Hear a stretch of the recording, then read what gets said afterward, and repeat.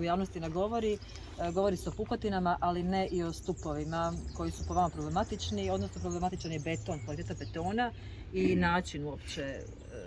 Pa mene prvo muči, najviše od svega me muči što nigdje nije izašao podatak o mjerenjima kvalitete betona na mjestu ugradnje.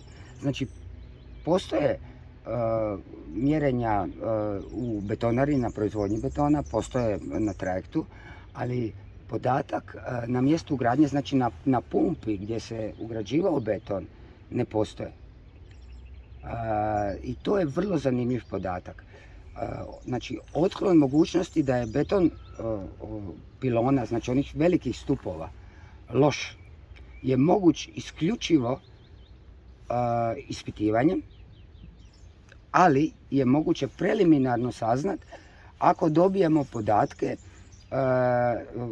znači iz vremena građenja, kakvi su betoni bili na mjestu ugradnje. Znači ne na trajektu, nego na 10 metara visine, na 20 metara visine, na 40 metara visine. Znači oni su pumpani.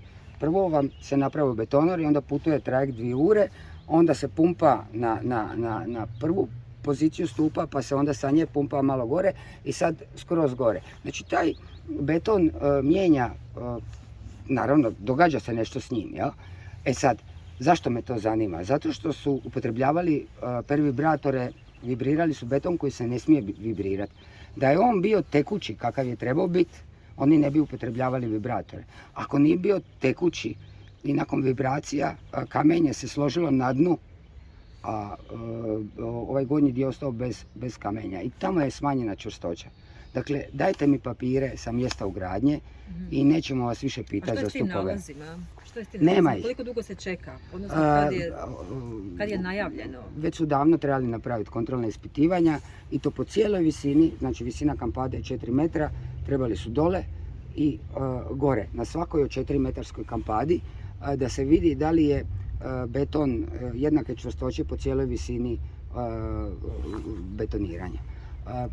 Ali mene još više od svega zanimaju ti papiri, znači kontrola ispitivanja betona sa stupa, na mjestu stupa. To nam trebaju pokazati. Dobro.